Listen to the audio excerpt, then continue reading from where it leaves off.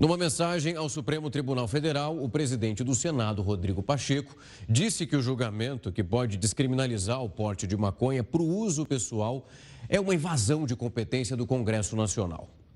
Nós vamos até Brasília conversar com o Emerson Fraga, do portal R7, que traz as informações. Emerson, uma ótima noite. Ontem nós falávamos, pelo menos naquele momento, do placar que tínhamos até por volta das 7 da noite. Essa fala de Pacheco vem num momento muito decisivo, né? Porque a votação ali no STF, ela foi parada, mas o recado continua chegando do Congresso. Pois é, Rafael. Boa noite a você, boa noite a quem nos acompanha na Record News. Tudo ainda pode mudar no STF, né? São 5 votos a favor da descriminalização do porte de maconha para uso pessoal e 3 votos contra. Votaram contra os ministros Cássio Nunes Marques, André Mendonça e Cristiano Zanin. Agora, o ministro Dias Toffoli pediu vista do processo, ou seja, mais tempo para analisar o caso. Ele deve apresentar o voto vista em até 90 dias e devolver o caso aí para o plenário voltar a avaliar. Ainda faltam 3 ministros para votar. Esses 3 ministros, se apenas um resolver votar a favor da descriminalização, o STF vai formar aí a maioria para declarar inconstitucional a criminalização do porte de maconha para uso pessoal. O Pacheco falou em invasão de competência do Congresso Nacional hoje mais cedo. Foi essa a mensagem que ele passou para o Supremo Tribunal Federal. Ele disse que os parlamentares trabalham de fato para colocar aí na Constituição a proibição, a criminalização do porte pessoal, inclusive, de drogas ilícitas de qualquer quantidade. Pacheco disse que, diferente do que havia sido sinalizado antes, até por ele mesmo, agora vai ser discutida a PEC, a proposta de emenda à Constituição, sugerida por ele próprio, que criminaliza, que inclui na Constituição a criminalização das drogas, mesmo durante o julgamento do STF, mesmo antes desse julgamento não terminar. A previsão, segundo o relator da PEC, o senador Efraim Filho, é que na próxima quarta, dia 13, o assunto seja discutido na Comissão de Constituição e Justiça. Isso foi decidido hoje mais cedo, em uma reunião com o presidente da CCJ, o senador Davi Alcolumbre, e confirmado numa reunião de líderes do Senado. Então, esse assunto deve ir para a pauta do Senado na próxima semana. A gente acompanha aqui. O senador Efraim Filho já adiantou que o relatório dele é a favor da criminalização das drogas na Constituição, ou seja, ele disse que não é o momento no Brasil de se liberar nenhuma droga ilícita, porque sobrecarregaria o sistema de saúde, as casas de recolhimento, ou seja, as casas de amparo a esse tipo de usuário de drogas não estão preparadas para receber essa quantidade de usuários que surgiria com a legalização, a descriminalização, na verdade, das drogas, inclusive da maconha, segundo afirma Efraim Filho. Então, ele já adiantou que o voto dele, o relatório dele, é pela criminalização, pela manutenção da criminalização das drogas. Rafael. Emerson, agora a gente vai tocar no outro assunto e também importante, mais uma outra vertente, para falar de um prazo para preencher o relatório de igualdade salarial. Esse documento, ele é obrigatório para as empresas ali que têm pelo menos 100 funcionários ou mais. Emerson, eu queria esmiuçar junto com você, trazer um pouco da sua apuração sobre esse documento, o que ele significa e também esses prazos já definidos.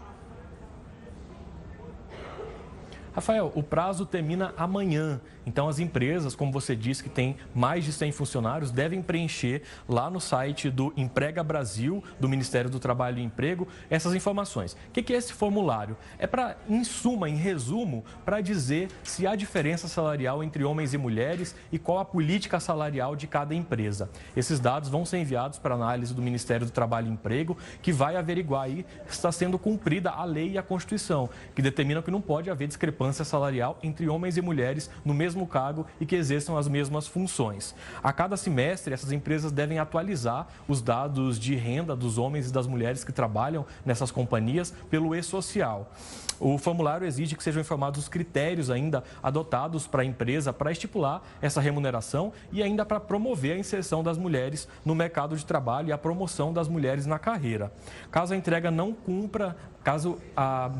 cumpra com o prazo de entrega, poderá haver uma multa aí de 3% no valor da folha de pagamento dessa empresa, limitada a 100 salários mínimos, ou seja, R$ 141.200.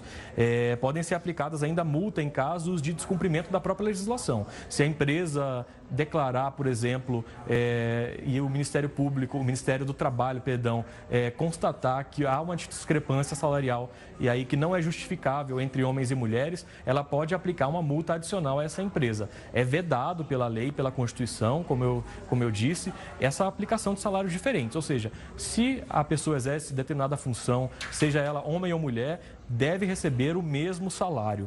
A obrigatoriedade está prevista, foi reforçada por uma lei aprovada no ano passado pelo Congresso Nacional e regulamentada pelo presidente Lula em novembro. Rafael. Emerson, falando agora do governo federal, o decreto assinado pelo presidente Lula estende a lista de alimentos que hoje fazem parte da cesta básica. Nós mostramos ele, inclusive, fazendo o lançamento dessa iniciativa como uma espécie de guia para fazer essa alternância em busca de alimentos mais saudáveis. O que a gente tem ali é o governo federal, de alguma forma, falando com os produtores e também, principalmente, trazendo um ponto que é muito significativo, levando alimento mais saudável para a população mais carente do nosso país. Exato. A medida é muito mais política, é muito mais educativa. Ela orienta políticas públicas como o Programa de Aquisição de Alimentos e o Programa Nacional de Alimentação Escolar, que podem optar por adquirir apenas alimentos que estejam aí nesse rol da nova cesta básica brasileira. A nova cesta básica deixa de fora os alimentos chamados de ultraprocessados, que são aqueles muito industrializados, geralmente com aditivos químicos, como refrigerantes, salgadinhos, biscoitos recheados, por exemplo. Esses alimentos ficam de fora. Entram 10 categorias de alimentos, entre eles castanhas, frutas, legumes, raízes e tubérculos, enfim, uma diversidade de alimentos, principalmente alimentos in natura, ou seja, naturais, sem nenhum tipo de preparação industrial. Esses alimentos passam a ser incluídos na cesta básica, não ainda para fins de isenção da tributação. Esse decreto vale apenas, como você disse, como uma forma de orientar as pessoas, orientar os políticos, orientar os gestores públicos a como consumir, como comprar esses alimentos de forma adequada.